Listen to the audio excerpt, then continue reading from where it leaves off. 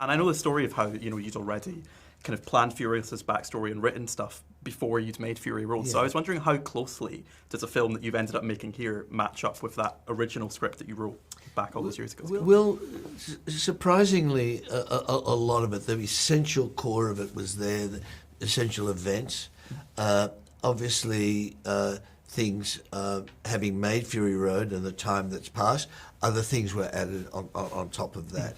And a lot, for instance, was brought to it by the actors. A really good example for instance, in the early concept art done on Furiosa, there was Dementus had a teddy bear. He looked nothing like the Dementus we see in this movie, but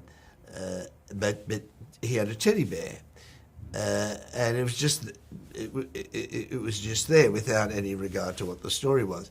And then we started to, as we rewrote the script when we were preparing to do the feature film, we added a little bit more about the teddy bear and so on.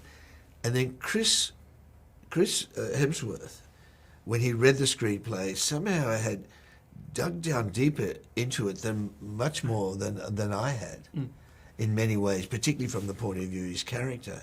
And he started to see meaning in that teddy bear, and he was able to, he brought a lot to the character. So these things evolve, but the basic template is there for us to sort of build on. It's interesting you say that about Chris Hemsworth as well, because I love his performance in this film of, a villain, but there's almost some levity there and there's some kind of humour to it as well. Yeah. How much was kind of that his doing, and what did he bring to that kind of side of the character? Well, I think it's a thing that he recognised in reading the screenplay.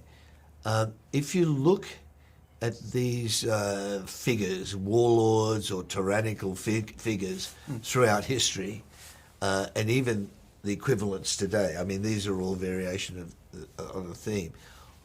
Almost inevitably, they are kind of showmen or tricksters. They create some sort of cult following about themselves.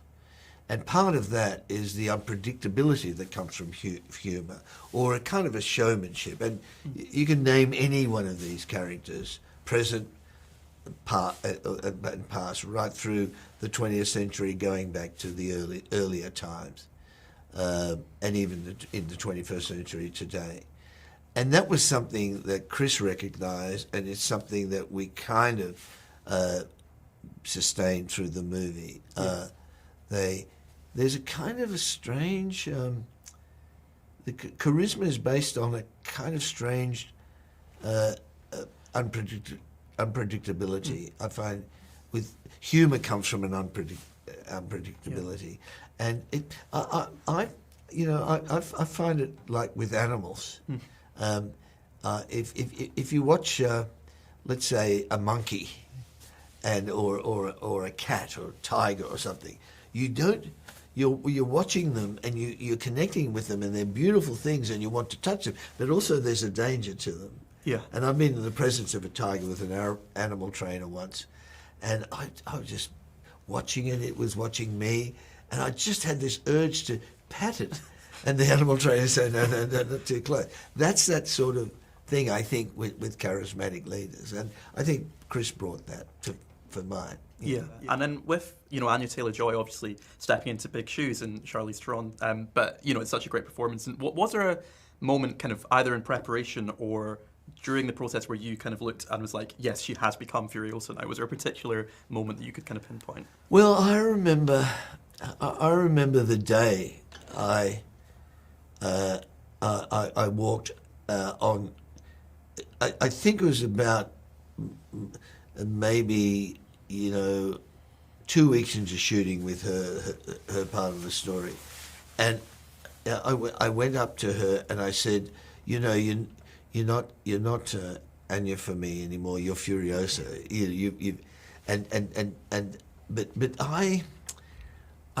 I think earlier on in the shoot we shot a scene out at Broken Hill in the centre of Australia, and I think it was the scene where she gets thrown out of the truck after that stowaway sequence, and that was shot fairly early, and she was there. She was covered in the grime of battle, I remember, even though the desert was cold, and her eyes were watering, partly from the cold, and partly from just the grime of it all. She was covered in grease and some blood and dust, and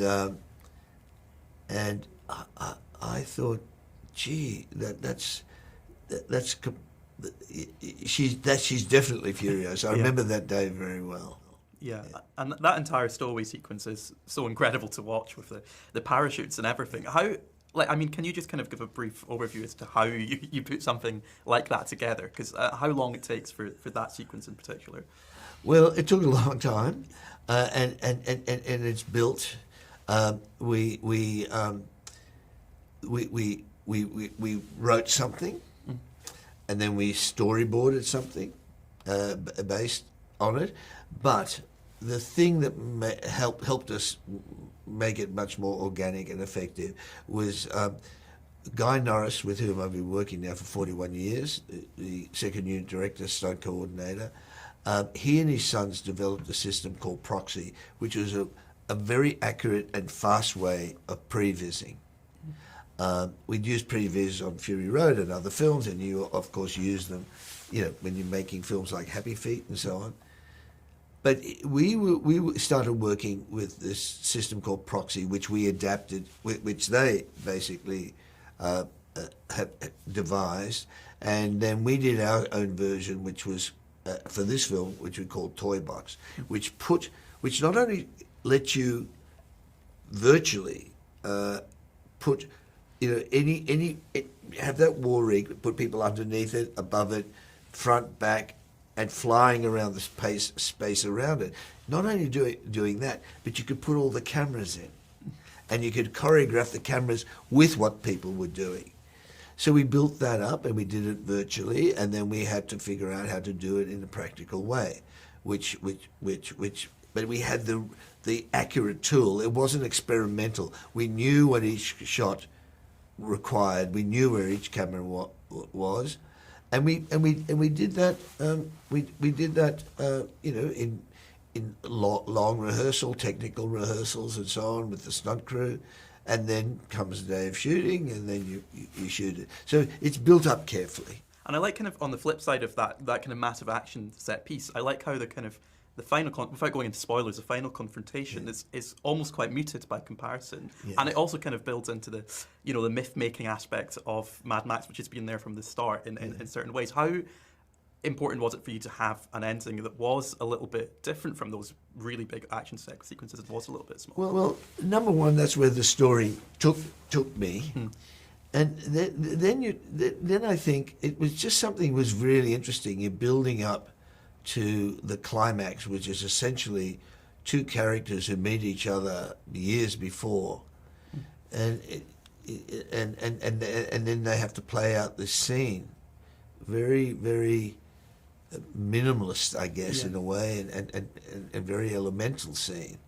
That was a really interesting exercise, and I remember as we shot that almost at the end of, I think it was pretty much almost the last thing we shot. And it was really interesting building up to that, rehearsing, reworking the screenplay and the blocking and doing all of that. And I remember sitting there watching the monitors as it was being shot. We had two cameras on them so we could, cross shooting, so that they were freer to play with it. And then realizing, oh, wait a moment, I'm just losing myself in it. I no longer I'd forgotten what I was meant to be doing there. I was meant to be watching and as a director and giving notes, but I was lost in what the two of them were doing to each other, and I found that really interesting. And I, as someone said to me, "Oh, you stuck the landing." They stuck the landing on this, and I think, it was interesting to bring the climax of the movie in an atypical scene. Yeah.